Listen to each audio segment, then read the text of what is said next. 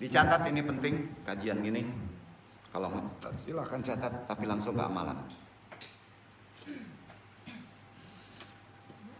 Talim kita sudah disebutkan tadi, tadkaru al-qatak ma'i al-qadri wal masyiri, bab 1, hubungan zikir yang tadi. Kan zikir tuh ya dengan nasib dan takdir. Nah, nasib sama takdir beda nggak? Sama dari Allah ketetapan, tapi ada perbedaan. Kalau orang menyebut nasib biasanya lebih cenderung ke negatif. Kalau takdir lebih cenderung kepada positif. Oh, takdirnya baik. Nasibnya jelek banget gitu. Ya. Jadi nasib itu kebanyakan umumnya orang menyebut kepada yang negatif. Tapi kalau takdir itu lebih cenderung kepada positif. Apa hubungannya dengan zikir tadi? Ya. Kalau kita hanya berdoa merubah nasib, betul menurut hadis. Tapi kurang berilmu dan kurang syarat. Memerlukan energi doa tadi, dorongan tadi, zikir. Sepakat? Itu gunanya kita berzikir. Jadi kalau antum sudah melakukan energi, antum tinggal sendiri mendorongnya. Ya. Charter dulu, panasin dulu mobil ya.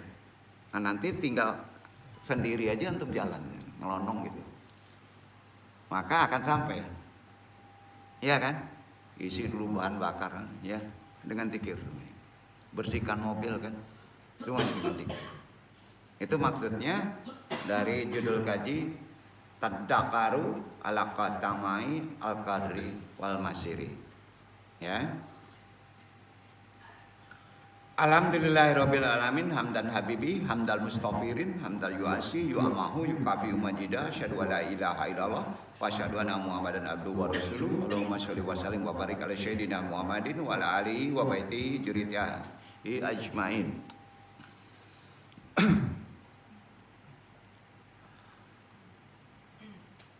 Langsung saja kita ke talim.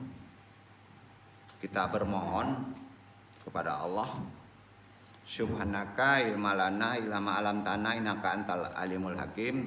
Semoga Allah melapangkan kita semuanya, terususnya wilayah tengah dada kita, guna bisa memudahkan segala urusan, mengurai simpul pengikat lisan pentalim maupun yang ditaklimi, supaya mereka bisa memahami talim hari ini. Puji syukur kita selalu bersyukur kepada Allah. Dengan kodrat iradahnya kita masih diberi waktu untuk bisa berthalabul ilmi dan bisa berzikir. Ya. Di tempat ini. Hadirin jemaah Iwan Awat YMA rahimakumullah. Kita bahas langsung hubungan zikir dengan nasib dan takdir. Amma ba'du. Nasib dan takdir adalah dua ketetapan yang telah ditentukan oleh Allah. Ya. Tetapi keduanya berbeda loh. Ya. Jika takdir lebih kepada ukurannya, takdir itu ukurannya. Sedangkan nasib adalah hasilnya. Takdir lebih cenderung kepada ukurannya, tapi nasib kepada hasilnya. Masih bingung? Artinya takdir tidak terlihat. Takdir nggak terlihat. Sedangkan nasib adalah hasil yang terlihat. Kira-kira gitu. Ya. Dalam kehidupan manusia, nasib dan takdir adalah dua kata yang seringkali disamakan dalam pemaknaannya kan? Iya kan? Jadi pertanyaannya sekarang, seharusnya antum yang nanya nih. Antum sendiri yang nanya, antum jadi jawab. Kan gitu. Karena perkara ini tuh sering terjadi ini, kalau salah memahaminya kacau. Apakah nasib dan takdir itu sama? Mungkin segala yang terjadi di dalam kehidupan manusia itu termasuk takdir semata. Apakah begitu? Semua yang kejadian itu takdir semata Allah. Apakah begitu? Lalu dari mana datangnya perubahan-perubahan dalam kehidupan manusia? Karenanya nasib dan takdir adalah dua istilah yang sangat dan hampir mirip tapi ada perbedaan. Jadi nggak heran apabila sebagian orang sering ngomong bahwa keduanya sama. Namun perlu kita ingat, ya, satu kata itu bisa memunculkan ragam makna kan? Tidak tunggal. Jadi persoalan pemaknaan inilah yang kemudian harus kita pecahkan pada taklim hari ini. Itu dulu, nasib, takdir. Kalau enggak kemana-mana nanti. Sehingga kemudian kita akan mengurai titik kesamaan dan titik perbedaan di antara kata-kata nasib dan takdir tadi yang sudah sering kita dengar. Jangan salah, antum ulama, masa antum ahli agama tapi menyebut nasib. Padahal isinya takdir, padahal isinya nasib. Ada perbedaan. Dalam ajaran Islam, penggunaan ataupun arti dari kata takdir adalah sesuatu yang pasti akan terjadi. Jadi takdir itu pasti akan terjadi. Dan itu datangnya dari Allah. Pasti. Itu namanya apa? Takdir. Dalam bahasa Arab, kita urai dulu satu-satu. Takdir disebut qadara, yukadiru, baru takdir. Wa huwa mayanil hazma wal imdada wal yakina alladhi syayatuduhu fi hayati tal insan. Ya. Artinya gini, yang berarti suatu ukuran takdir itu. Ukuran, ketentuan, kepastian yang akan terjadi dalam kehidupan manusia. Pasti takdir. Ukurannya pas, tepat. Langsung Quran. Jadi beberapa surat dalam Al-Quran menyebutkan beberapa hal tentang takdir. Antara lain, pertama Al-Furqan ayat 8. A'udzubillahi minasyaitonirrajim. Bismillahirrahmanirrahim. Au yulqa ilahi kanjun au tukuna lahu janatu yakulu minha wa kalat zalimuna in tatabiuna illa rajulam masura. Yang memiliki kerajaan langit dan bumi, tidak mempunyai anak, tidak ada sekutu baginya dalam kekuasaannya, dan dia menciptakan segala sesuatu lalu menetapkan ukuran-ukurannya dengan tepat. Yang kedua, Allah memberitahu perkara takdir ini. Yasin 36 ayat 38. Wasyamsu tajri limustaqdiril laha jalika takdirul azizil alim. Dan matahari berjalan di tempat peredarannya, demikian ketetapan Allah yang Maha Perkasa, Maha Mengetahui. Enggak akan melenceng di situ. Kalau melenceng hancur dunia. Itu takdir. Yang ketiga, Fusilat ayat 12 dibaca Ikhwan, gantian Ikhwan. Udah dua tuh. Fusilat ayat 12. Jadi takdir itu ada di Quran supaya jangan melenceng.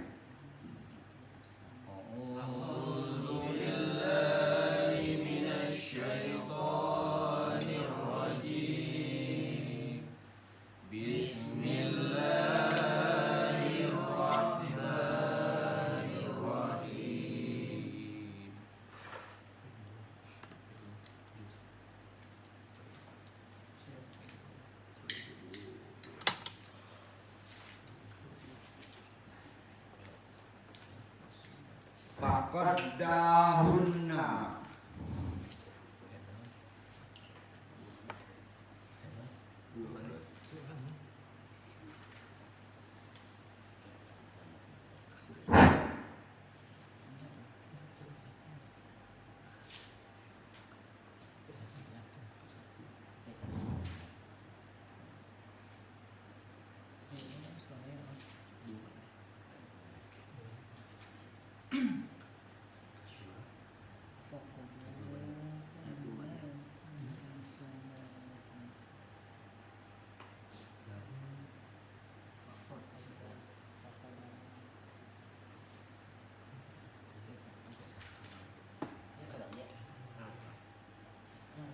ayat 12.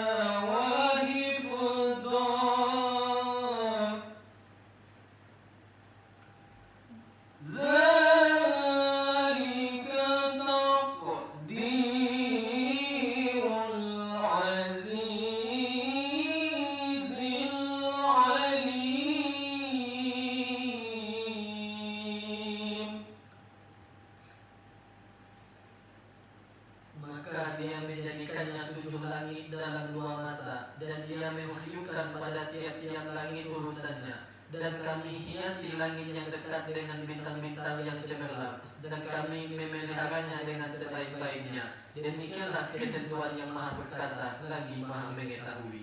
Demikianlah ketetapan ketentuan Allah yang maha perkasa lagi maha mengetahui.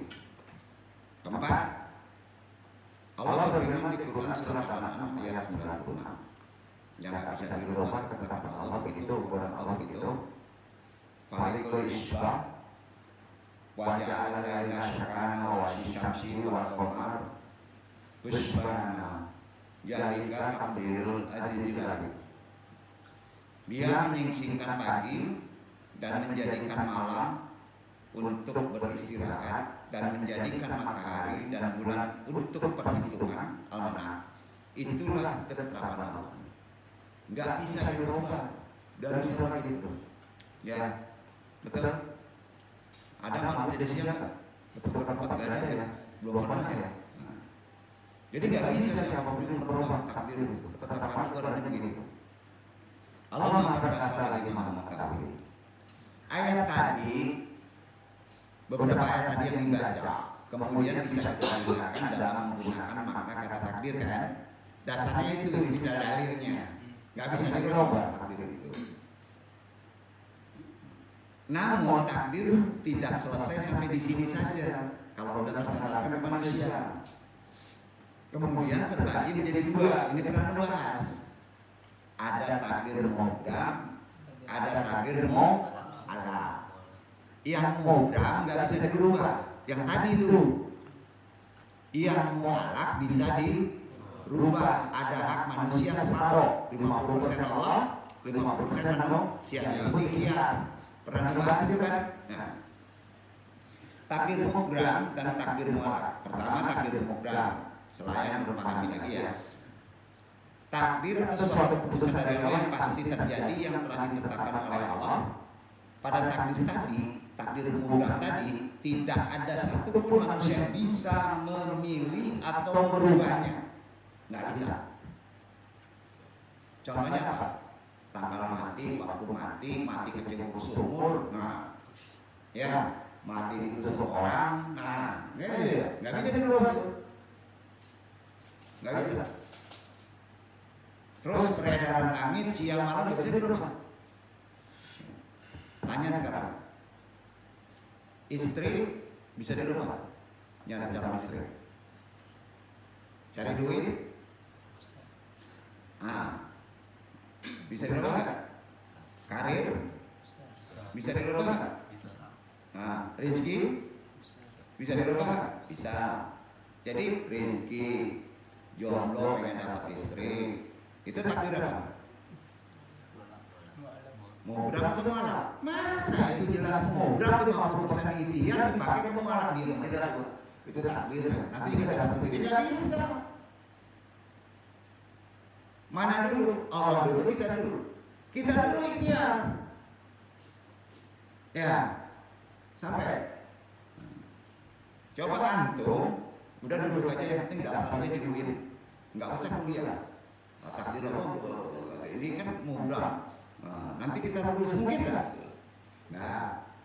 Ya. Iya sama ya. Kelahiran jenis kelamin, takdir mana?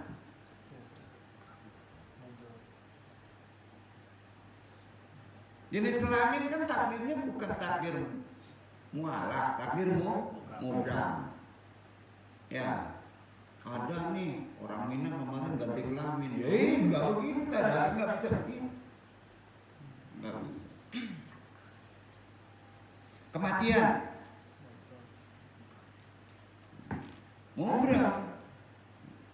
Peredaran planet-planet, mubram. Jadi hal ini kan difirmankan oleh Allah tadi dalam firman-Nya di Kahf 29 juga, "Mayu badalul qaulul ladaya wa ma'ana bidzalamin lil abid." Keputusanku tidak dapat diubah dan aku tidak menjolimi hamba-hambaku. Allah tahu tuh. Wah, takdir gua jelek. Salah. Takdir yang kamu dapat itu jangan-jangan nasib ngomongnya. Apa enggak? Jadi jangan ngomong takdir. Takdir Allah itu nggak ada yang jelek. Kemarin katanya itu.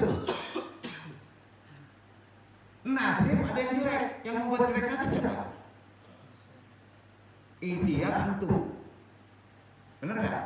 Nah, yang kedua, tadi mubram deh ya. Sekarang takdir mualaf. Awalnya sudah ditetapkan Allah, gitu. Sampai. Ini ditetapin nih sama Allah nih. Halimatus saja. Nah, umpama. Tapi sampai ke sana dicatat lagi sama Allah, nanti dia rubah itu. Jadi siina namanya. Karena berdasarkan prasangka hambanya, Allah Maha Sayang, diikuti pilihan dia. Padahal pilihan dia pertama yang bagus. Gitu.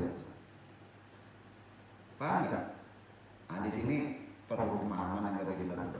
Anda tidak akan mau ke dalam ini, takut melenceng omongan. Ya, pokoknya ada hak manusia untuk bisa merubah takdir tadi. Walaupun awalnya sudah ditetapkan Allah, namun bisa dirubah sesuai dengan kehendak dari manusia. Dan itu hadis. Misalnya panjang umur. Itu tadi takdirnya bukan takdir mubram. Panjang umur itu mu'alaf. Ya. Udah jelas antum mati itu takdir mubram waktunya. Ya. Ukurannya, ketetapannya, tapi bisa panjang. Karena itu Rasulullah bersabda begini, la say'ayumkinu an yukawina qadarallah ghairu salati wala sayumkinu an yutila umura ghairu sadaqati ma'al abi wal ummi. Tidak ada yang bisa menolak takdir Allah selain doa. Dan tidak ada yang bisa memperpanjang umur selain silaturahim wa abi wa ummi. Dengan mana dulu sebelum orang? Dengan ayah dan ibu kandungmu. Antum kalau melawan ibu bapak pendek umur itu. Baru orang lain. Duduk nggak? Ini kan terbalik, orang lain baik, ibu bapaknya dicuekin. Itu dia hadisnya riwayat Hakim, Ibnu Hibban, Tirmidzi. Sampai jangan lawan ya ibu. Perbaiki silaturahmi kalau ingin panjang umur. Itu dulu, baru orang lain. Nah, kan di sini pemahamannya udah jelas, ya kan? Sekarang kita pahami kata nasib. Tadi kan takdir. Apa sekarang? Nasib. Sering terbalik-balik nih. Lebih jelas kita pahami ya. Kalau seandainya segala aspek kehidupan manusia itu adalah takdir, Semuanya takdir umpamanya. Lalu di mana letak nasib kita berada? Iya kan? Ini pertanyaan. Pergantian waktu dari pagi, siang, dan malam adalah takdir. Betul kan? Nggak bisa dirubah. Nggak bisa dirubah oleh manusia. Ada yang bisa ngerem malam nggak? Nggak kan? Nah, sedangkan masalah duniawi, masalah ekonomi, masalah sosial, masalah pendidikan, bahkan yang lebih gede, masalah negara. Apakah juga termasuk bagian dari takdirmu, Bram, atau bukan? Jawab. Bukan, bro. Ya, bukan. Itu masalah duniawi, ekonomi, sosial, pendidikan, perbaikan anak, semua harus ada perubahan dari kita. Sepakat? Sepakat. Nah, nasib hampir sama memang dengan takdir. Keduanya berasal dari Allah, itu kesamaannya. Dan diturunkan untuk manusia. Hanya saja beberapa orang kemudian seringkali mengkaitkan kata nasib dengan suatu kejadian yang bernuansa buruk. Iya, nasib nuansanya sering menyebut buruk. Sedangkan untuk hal baik, bagus, biasanya nyebutnya takdir. Di dalam nasib, manusia sangat mempunyai peranan yang sangat signifikan. Ada peranan di sana nasib. Dalam artian manusia boleh menjadi aktor. Aktor yang paling utama yang bermain berusaha merubahnya. Itu di nasib. Nasib antum begitu-begitu aja. Antum nggak mau kerja ya memle lah. Betul kan? Sehingga kemudian menuju kehidupan yang lebih baik. Arti kata ini disebut takdir apa? Mu'alaq. Hal ini sebagaimana yang difirmankan oleh Allah di Quran surat Ar-Ra'd ayat 11. Baca lagi. Beda lagi. Ar-Ra'd.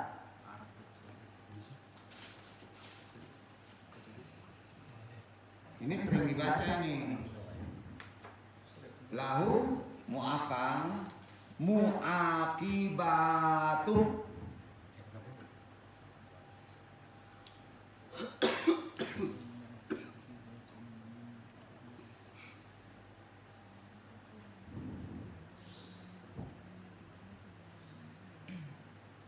Lahu mu'aqibatum min baini yadayhi wa min khalfihi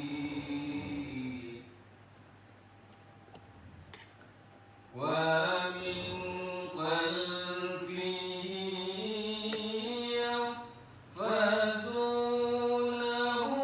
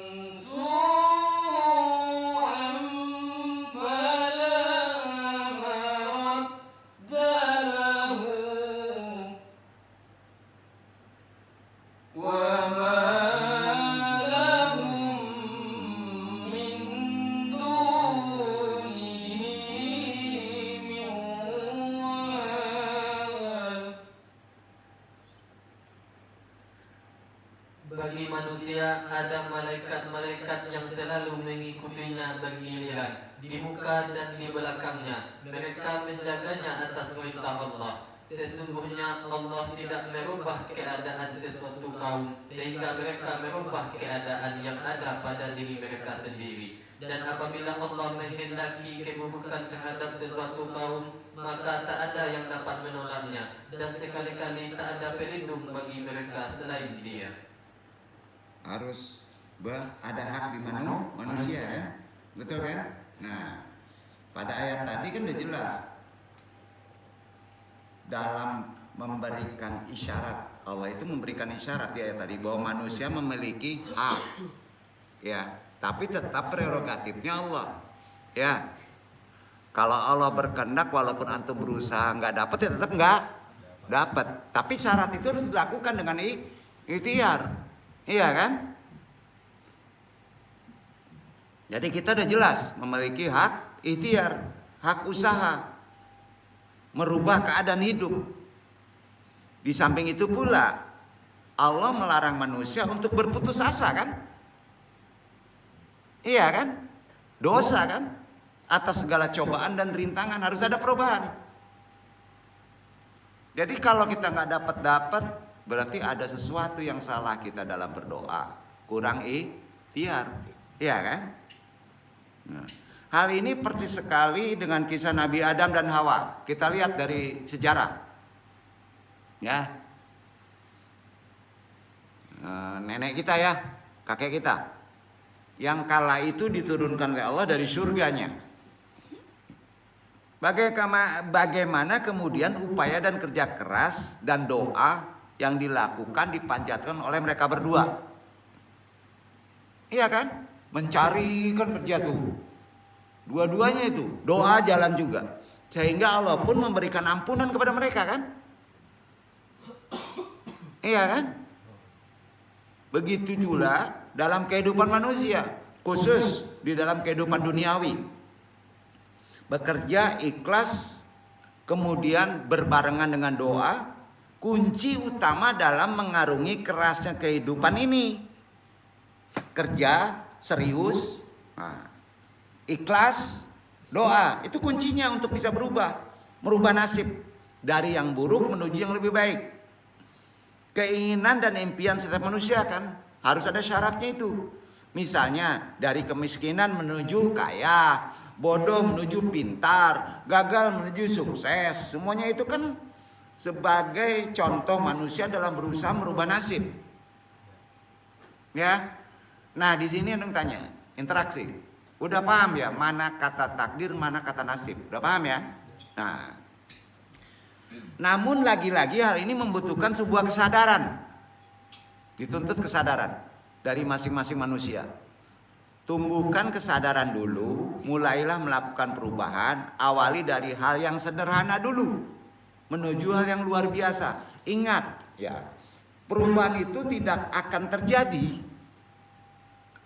Nasib itu tidak akan terjadi apabila manusia tidak mulai merubahnya. Anung tekankan sekali lagi, sebagai pentaklim, bahwa peran manusialah yang sangat utama dalam berubah dulu dan menentukan nasibnya di dunia ini. Jadi kesimpulan dari makna takdir dan nasib dan takdir adalah dua ketetapan yang telah ditentukan oleh Allah, tetapi keduanya berbeda, paham kan? Jika takdir lebih kepada ukurannya, sedangkan nasib adalah hasilnya. Tuh. Dalam artian takdir tidak terlihat, sedangkan nasib hasil yang terlihat. Nah, manusia tidak akan pernah tahu akan nasibnya di dunia ini. Dari situlah Rasulullah pun sangat menganjurkan umat muslim untuk berusaha. Semua yang terjadi di atas dunia ini pasti ada ukuran dan ketentuannya, setuju kan? Pasti. Ada musababnya. Tetapi jangan sampai kemudian dengan adanya ukuran dan ketentuan ini akhirnya nggak mau membuat kita untuk berusaha, berjuang, berdoa. Salah kaji itu. Segala nasib manusia di dunia ini bisa diubah. Bisa, nasib. Takdir yang bisa diubah.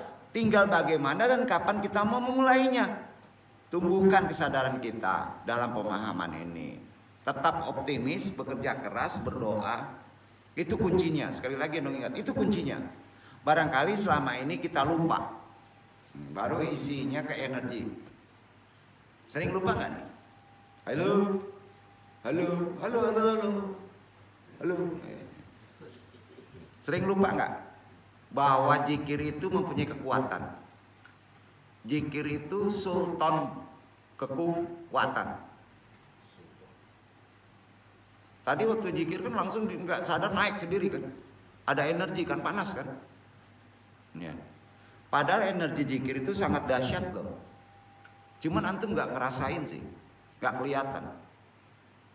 Kekuatan zikir mampu mengubah nasib. Demi Allah.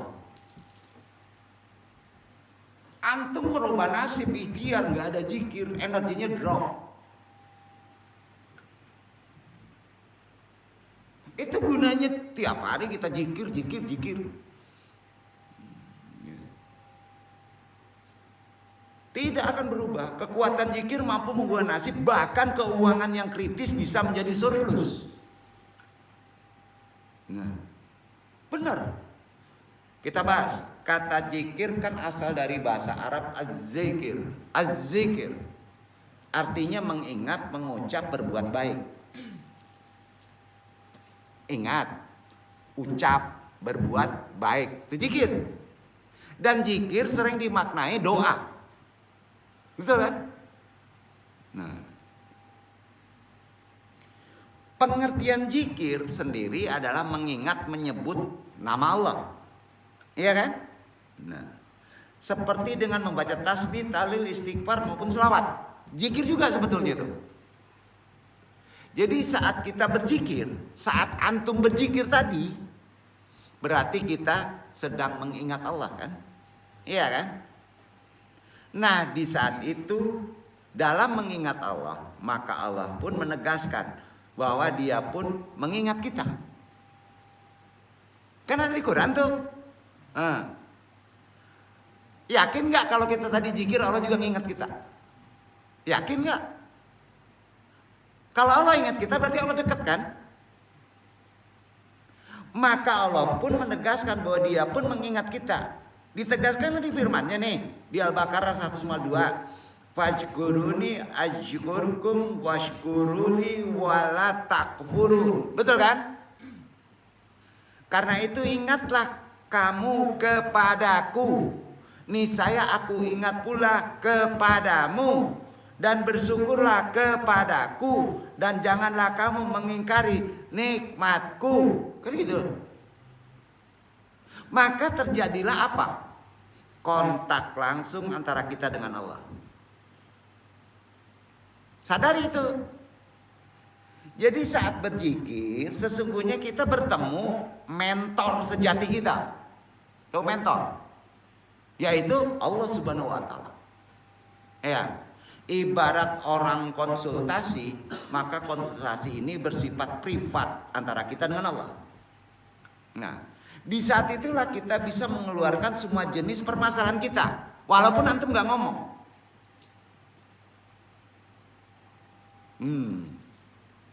Dan tanpa hambatan, tanpa charger, tanpa argo lagi di jalan, nggak ada. Ya. Jadi zikir awalnya adalah tangga mendekatkan diri kepada Allah. Awalnya supaya Allah dekat, ya dengan zikir. Karenanya melalui amalan zikir yang kita lakukan tadi, insya Allah bisa memperbaiki diri, merubah keadaan menjadi lebih baik dan lebih sempurna di nasib kita. Yakin gak nih? Nah, dan semuanya itu ada di Quran. Jadi saat antum berzikir, kita menghayati asma-asma Allah kan? Tadi disebut kan? Dan firman-Nya kan? Sehingga kita merasakan kehadiran Allah kan? Ya. Dalam kehidupan kita. Dia memang tidak terlihat. Kenapa? Karena maha goibnya, karena maha johirnya. Bayangin, bingung gak? Karena maha johirnya nggak kelihatan itu. Antum ngelihat gajah, kalau gajah itu segede segede gunung Merapi, kelihatan nggak kalau dari dekat? Enggak. Namun kita bisa merasakan kehadiran Allah pada diri kita. Dia selalu beserta semua makhluknya, sebagaimana ditegaskan di firman-Nya kan, Al-Hadid 4. Dari zikir itu Allah dekat tuh. Dari zikir. Al-Hadid Quran surat 4 dibaca Ikhwan.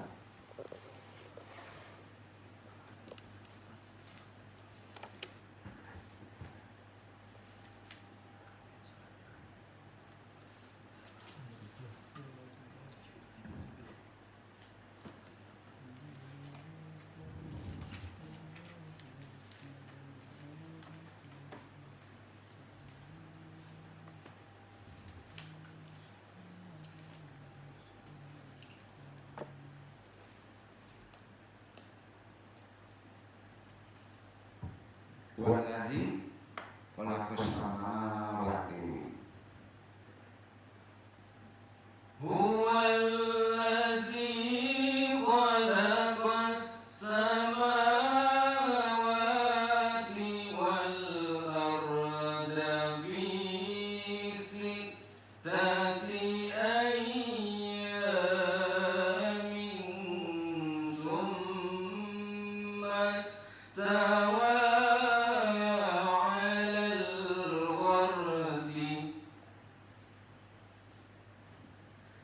يعلم ما يلج في الأرض وما يخرج منها وما ينزل من السماء وما يخرج فيها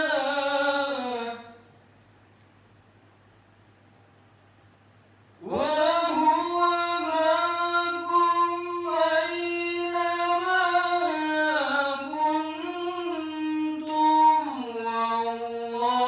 والله بما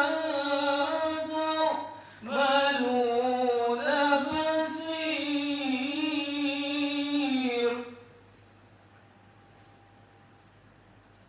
Dialah yang menciptakan langit dan bumi dalam 6 masa. Kemudian dia bersemayam di atas arsy. Dia mengetahui apa yang masuk ke dalam bumi dan apa yang keluar daripadanya, dan apa yang turun dari langit dan apa yang naik kepadanya. Dan dia bersama kamu di mana saja kamu berada. Dan Allah Maha melihat apa yang kamu kerjakan. Allah bersama kamu di mana kamu berada. Sadari itu. Jadi supaya ada di kamu berada, ingat Allah dengan amalan zikir. Belum ingat Allah, belum ada perasaan hadir Allah, langsung minta. Kawan-kawan meminta, nyasar tuh. Itu maksudnya. Jadi kadang-kadang antum menyisihkan doa. Gimana mau berdoa capek? Doanya sebakul. Allah nggak ada. Nggak ada investornya, mau dari mana dapat duit. Betul kan? Logikanya gitu. Jadi merasakan kehadiran Allah itu dulu. Walaupun antum nggak menyebutkan kebutuhan antum, Allah tahu kan? Kalau sudah merasakan Allah dekat, apa kebutuhan antum, maka Allah tahu kan? Pasti beda. Dulu.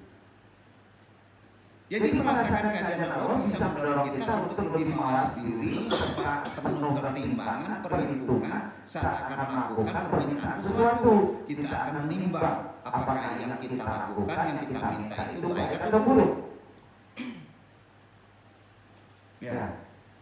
Kita menyeleksi, mencermati betul setiap tindakan kita jika merasakan kehadiran Allah. Kita akan menyadari bahwa ada kekuasaan tertinggi dari segala yang ada di dunia ini kan, yaitu Allah. Dia adalah sumber kehidupan manusia, sumber rezeki kita. Karena itulah kita harus selalu hidup bergantung mengandalkan Allah. Sehingga di luar kehendak, iradat dan kuasa kudrat Allah, kita tidak dapat buat apa-apa. Nggak bisa. Tanpa kita belum merasakan kehadiran Allah, kita nggak bisa berbuat apa-apa. Walaupun ampun ribuan wanita. Kok ada orang yang nggak pernah zikir dapat juga istirahat? Itu saja.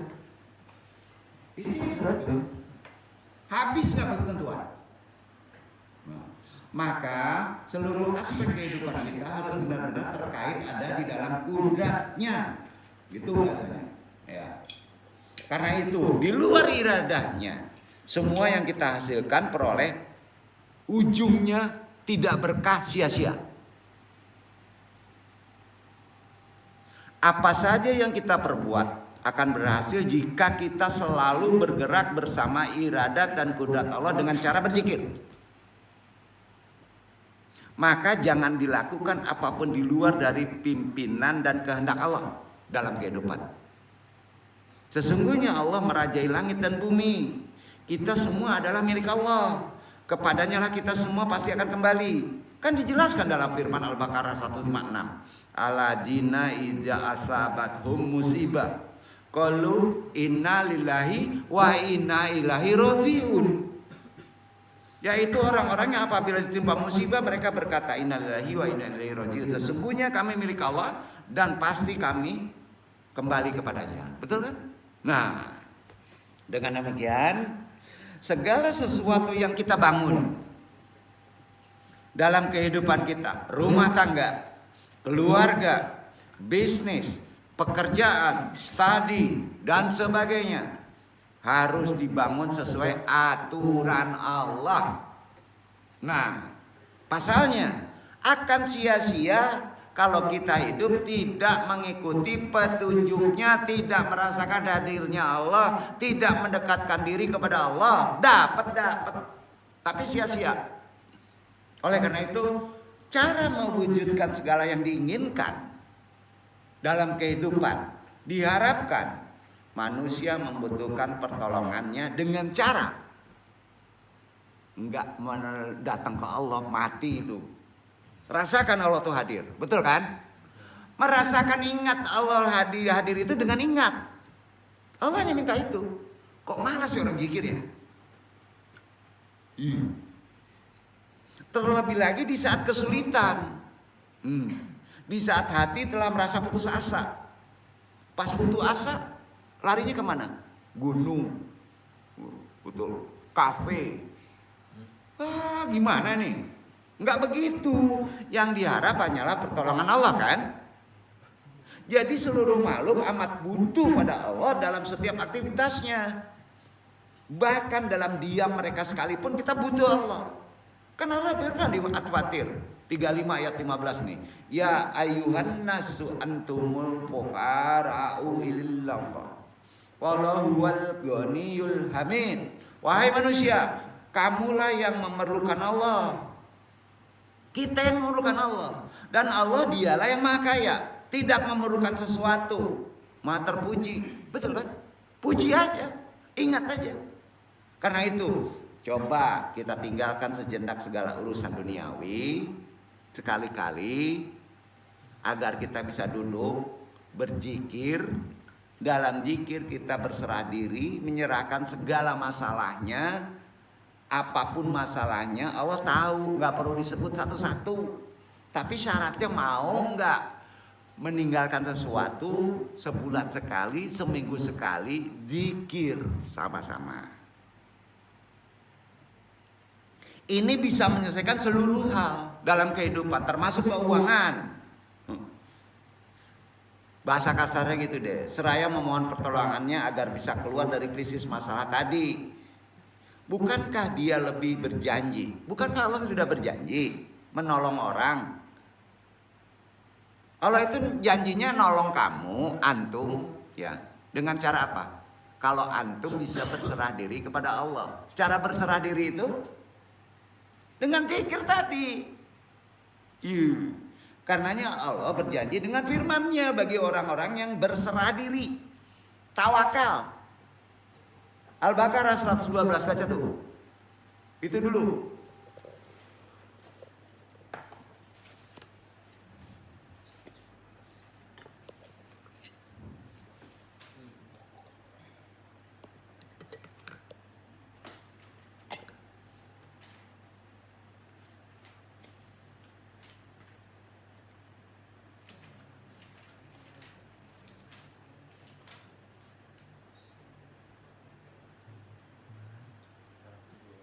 Bala man aslama wajhahu.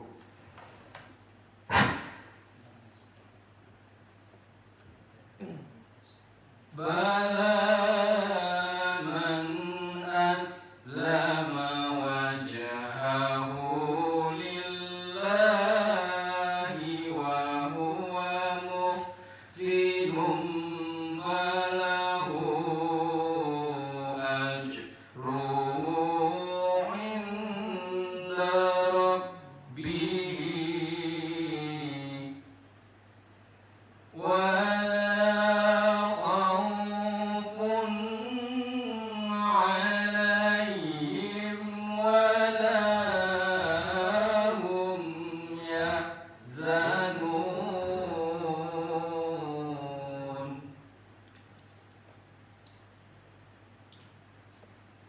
Tidak demikian. Bahkan barang siapa yang menyerahkan diri kepada Allah sedang ia berbuat kebajikan, maka baginya pahala pada sisi Tuhannya, dan tidak ada kekhawatiran terhadap mereka, dan tidak pula mereka bersedih hati.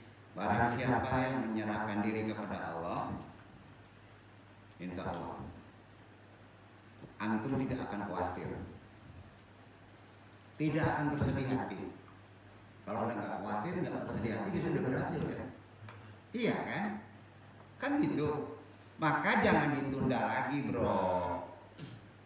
Kehidupan sekarang itu udah kacau nih. Segera mendekatkan diri, ingat, sadar, zikir kepada Allah dengan amalan berzikir. Sebaiknya kata Nabi, enggak dewe-dewe, enggak sendiri-sendiri, berjamaah sama dengan sholat. Minta tolong kepada ahlinya, kepada guru mursyidmu. Kalau ada, itu solusi yang terbaik dalam merubah takdir yang dianggap sial dalam kehidupan antum. Minta tolong kepada mursyidmu yang ahli zikir. Ini kata siapa? Kata yang duduk. Promosi capek. Bukan. Kata Allah. An-Nahl ayat 43 baca tuh. Minta tolong sama yang lain aja. Mbak Dukun. Pada ahli zikir. An-Nahl ayat 3.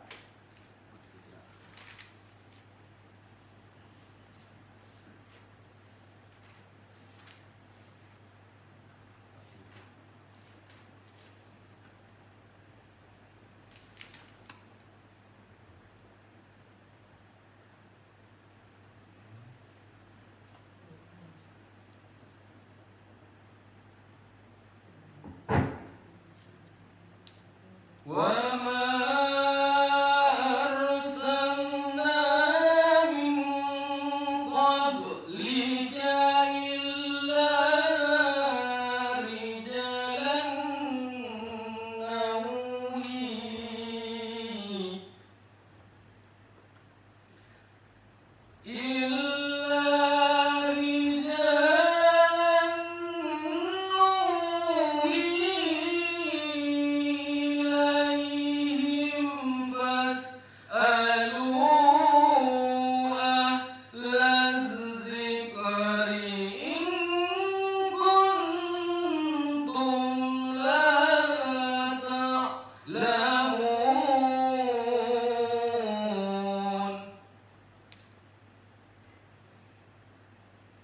dan kami tidak mengutus sebelum kamu kecuali orang-orang lelaki yang kami beri wahyu kepada mereka. Maka bertanyalah kepada orang yang mempunyai pengetahuan jika kamu tidak mengetahui. Artinya gini, kamu nggak tahu, sulit memecahkan problem kehidupan. Banyak masalahnya jodoh, apalagi keuangan, bacaka, suami istri, putus cinta, nggak selesai sekolah, didep sama dosen katanya kan. Tanya kepada siapa tanyanya? Kepada bank. Apa suruhnya sini? Ahlul zikir. Ahli zikir. Ah, capek andong nih. Capek besok. Itu Allah nyuruhnya kan gitu. Ya. Masa Masa masalah rezeki tanyanya ke bank, kelibet tentu. Pengen motor nanya ke dealer, kelibet tentu. Jadi kalau antum pengen motor, pengen lulus selesai, tanya kepada ahli zikir. Bener gak sih? Bener itu.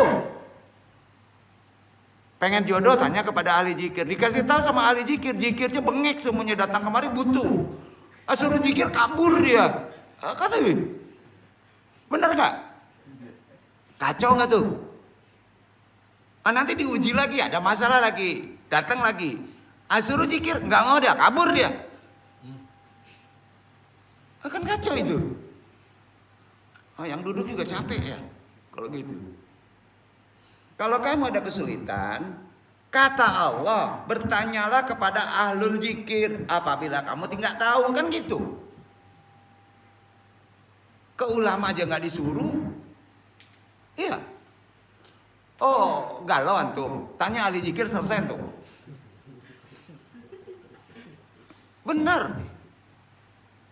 Capek deh.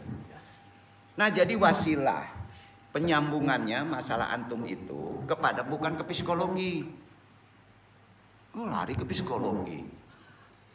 Ahli psikologi gitu, ahli filsafat tanya, pusing antum tuh, nggak keselesai itu. Kata Allah langsung dijelasin itu, tanya kepada ahli zikir, itu aja. Pas datang ahli zikir ngomong gimana? Ya udah, zikir. Enggak juga yakin, ayo enggak antum. Apa kabur pula tuh? Udah selesai, kasih obat ya udah. Kalau minta hijau kasih hijau gitu kan. Besok minta kuning kasih kuning kan gitu kan. Ya kayak gitu. Ya. Kok marah-marah dong ya? Udah capek. Ya. Wasilah penyambungannya masalah antum itu alur zikir. Wasilah itu nyambungnya. Atau guru mursyid antum yang ahli dalam mengingat Allah kan gitu. Nah, kemudian sang mursyid akan menyerahkan, sang mursyid itu menjadi wali antum, akan menyerahkan bertawakal sampai kepada guru di depannya, kepada nabi, kepada Allah. Itu ilmunya. Itu wasilah. Nah, ini dibid'ahkan. Zikir berjamaah tidak ada contoh nabi. Itu orang gendeng semuanya itu orang itu. Semua masalah kita nanti diserahkan kepada Allah. Jadi antum pas sudah zikir, jangan ingat-ingat yang aneh-aneh, udah diserahin sama di sini yang minta. Duduk gak? Udah kamu udah niatin aja. Apa sih pengennya? Pengen dapet istri namanya itu. Udah niatin aja. Nanti disampaikan. Walaupun gak ngomong disampaikan itu. Allah kan maha tahu itu. Iya kan? Semua masalah kita kepada Allah adalah Zat yang menciptakan kita. Seluruh rancangan kehidupan kita adalah dalam tangannya kan. Minta tolong kepadanya melalui walinya. Hadis kan. Antum bisa langsung minta kepadaku. Mintalah langsung kepadaku. Emangnya ente udah jago ngadep tuh. Ke gubernur aja antum gak bisa masuk loh. Apalagi ke Pak Jokowi. Dia hadang tuh. Betul kan? Proposalnya dulu. Ya. Semoga dia mengubah nasib kita yang sedang krisis menjadi sehat, berkah, kaya raya. Dia yang maha kuasa, sang pemelihara yang memahami langsung. Keren beneran tuh. Oh, gua punya ilmu filsafat. Oh, gua punya ilmu psikologi.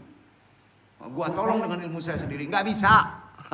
Kata Allah, ahli zikir. Ayo. Mau jadi ahli zikir, capek antum. Capek. Mau jadi ulama, nggak bisa, nggak ada disebut ulama situ, nggak. Maka Allah akan mewujudkan insya Allah. Kalau bertanya tepat, itu ilmunya. Zikir juga bisa membersihkan. Syaratnya itu dulu. Jadi seorang ahli zikir itu pas dia meminta, wadah antum dibersihin dulu. Kalau masih kotor, dapat juga kok kotor. Wadah yang paling kotor di tubuh manusia apa? Utak. Otak. Tuh. Ini benar ini. Jadi zikir membersihkan dulu, mengendalikan pikiran antum. dari kelebihan memori di otak yang nggak bermanfaat, betul kan? Mintanya 20 nih di dalam nih, macem-macem nih, dibersihin tuh. Iwan awat andung ya marah Allah, yang dikasih sayangnya Allah, insya Allah.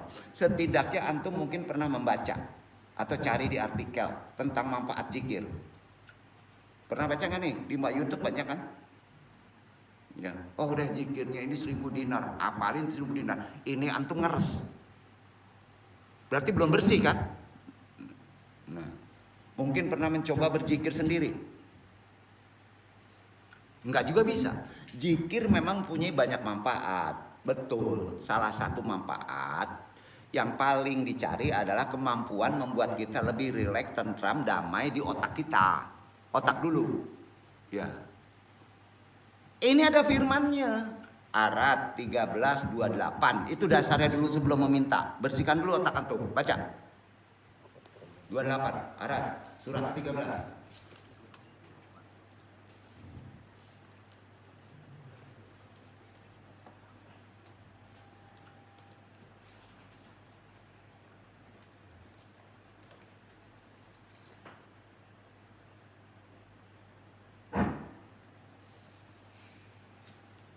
الذين آمنوا وتطمئن قلوبهم بذكر الله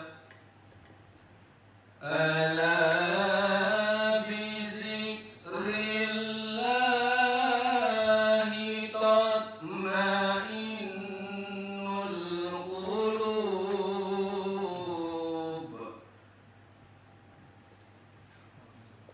Yaitu orang-orang yang beriman dan hati mereka menjadi tentram dengan mengingat Allah. Ingatlah, hanya dengan mengingat Allah lah hati menjadi tentram.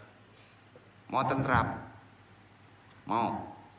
Kalau otak antum belum bersih, masih ngeres, masih kotor, bisa tentram nggak? Enggak kan? Enggak kan? Enggak. Seiring dengan disebutnya supaya hati antum tenang, kalau otak antum yang ngeres kotor udah bersih, insya Allah ketenangan hati akan didapat oleh antum. Setuju? Logika kan? Logika kan? Jadi pangkal balanya mana? Isika palo, wilayah atas, wilayah ketenangan sini, nafs di bawah. Suruh diam, duduk aja. Jadi insya Allah kita dalam menjalani kehidupan jelas memerlukan apa dulu? Ini hidup, menjalani kehidupan, kejernihan, kecerdasan pikiran. Jernih dulu, baru cerdas. Bersih dulu pikiran. Bersihin otak dengan sabun? Enggak kan, di dalam. Iya kan? Nah, pasalnya selama ini kita memiliki pikiran, tapi terkadang kita bukanlah bos dari pikiran itu. Anehnya yang katanya cerdas, kok bisa ya dipengaruhi oleh pikirannya? Boleh memakai pikiran antum kalau pikirannya benar, kan itu? Iya, boleh. Itu cerdas, nggak apa-apa. Tapi anehnya udah jelas, ya kotor, malah diikutin. Apakah itu yang disebut cerdas? Contoh, kita uji. Orang datang minta tolong sini. Gimana saran kamu? Gak usah, jangan digabung dengan kita. Berarti kan bawa kotor pikiran keras itu. Setuju gak nih? Ayo, setuju gak? Kok ulama ngomong kayak gitu? Oh ya, pikiran itu yang bisa diberesin. Nah, disinilah perlunya kejernihan pikiran, kebersihan pikiran kita sebelum berkata memecahkan problema hidup. Di antara amalan torekot dalam tahara pikiran adalah tempel dagu di dada. Itu amalannya. Mata ditutup, putar dari kiri 3 kali, putaran ke arah kanan sambil berzikir la ilaha illallah atau thayyibah Setelah putaran 3 kali dilempar lafaz ha ke atas. Kemudian lafaz il jatuhkan kepala ke bawah, kemudian lafaz Allah hunjamkan ke hati. Itu yang disebut zikir abaha. Kita sudah amalkan. Itu manhaj. Apa arti manhaj? Metode membersihkan pikiran. Pertanyaannya, apakah di UIN diajarin membersihkan kepala antum? Kan enggak. Enggak kan Pak? Filsafat belajar? Kan enggak. Ada?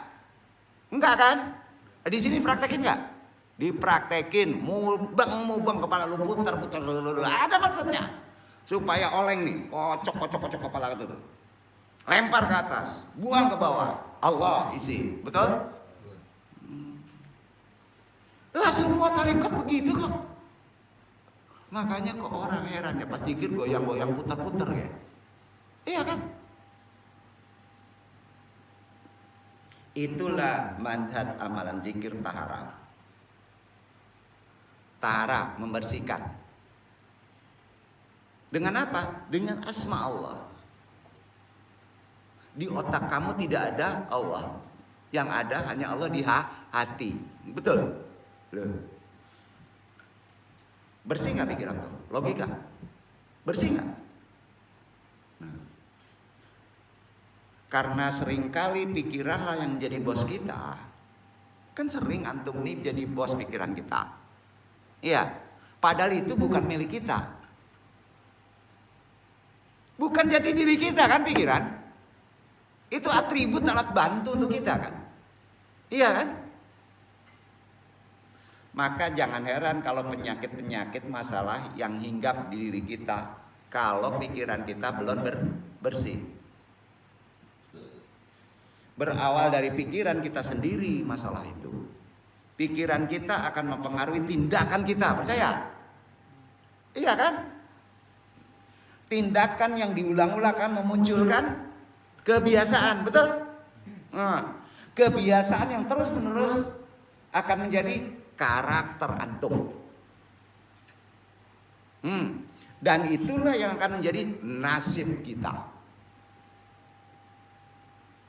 Karakter yang berulang-ulang begitu-gitu aja itu nasib kita. Jadi nasib kita saat ini entah hidup nyaman atau tidak nyaman itu bukanlah takdir kita. Antum hidup senang, hidup susah, itu bukan takdir kita. Setuju nggak nih? Bukan takdir kita. Bahasanya itu nasib antum yang bangkang. Nggak mau berubah, nggak mau dibersihkan. Paham ikhwan sampai sini? Jadi yang namanya takdir kita hanyalah hasil cara berpikir kita dari masa 3 tahun menjadi karakter. 3 tahun ke belakang, begitu aja 3 tahun. Jika antum ingin mengubah nasib dari kesialan, dari keuangan, dari galau, ya, mengubah itu waktunya, masanya harus 5 tahun ke depan.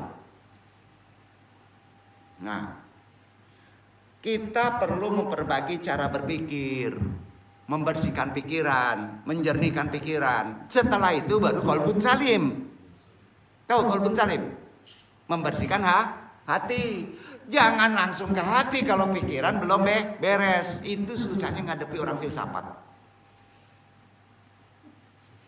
Setuju nggak? Susah. Kalau sudah ilmunya asbab 2 tambah 2 4 mesti begitu, prinsipnya kayak gitu, susah tuh. Ngeyel. Bersyukur orang filsafat datang kemari, dikocok kepala antum. Bersihin dulu, bukan ngilangin, dijernihkan. Begitulah cara ajaran Islam. Itu ajaran Islam. Enggak ada yang simsalabim. Langsung besok bisa bersih, enggak ada. Butuh proses. Ya, mau berubah antum, rezeki antum, semua antum, bersihkan pikiran dulu. Jangan hati dulu. Pas sudah bersih, di bawah ini diisi Allah, pikiran belum bersih, mengkarui nggak? Logikanya gitu. Ingat ikhwan akhwat ya, yang namanya pikiran kita adalah aset yang paling berharga dalam hidup, bukan dompet.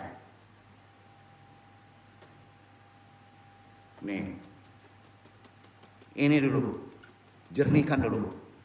Aset kedua, qalbu. Ini dulu, aset paling berharga. Apa yang terjadi dalam pikiran kita bisa membuat kita bahagia dan juga bisa membuat menderita. Bukan uang. Nggak percaya. Percaya nggak? Banyak uang, pikiran ngeres, tetap nggak bahagia. Betul kan? Sukses atau gagal, energik atau tidak bernyawa, pilih. Energik atau tidak bernyawa. Kalau pikiran kotor. Jadi kualitas pikiran kita menentukan kualitas kehidupan kita. Insya Allah zikir dengan amalan zikir putar abaha yang kita sudah lakukan tadi bisa membantu kita untuk bisa menyedihkan, bahkan bisa mengetahui pikiran kita, menguasai pikiran kita secara halus dan bertahap. Karenanya ketika pikiran kita sudah bisa kita kendalikan, hal ini bisa mempengaruhi hal lainnya dalam semua bidang kehidupan kita. Insya Allah di bab 2 besok kita pahami bahwa dengan amalan zikir ternyata bisa meningkatkan kecerdasan otak kita, serta apa hubungan amalan zikir dengan kehendak atau doa. Sepakat? Itu yang kedua. Wabillahi taufiq wal hidayah. Mudah-mudahan menjadi renungan kita yang kita amalkan, maksudnya sudah paham. Wassalamualaikum warahmatullahi wabarakatuh.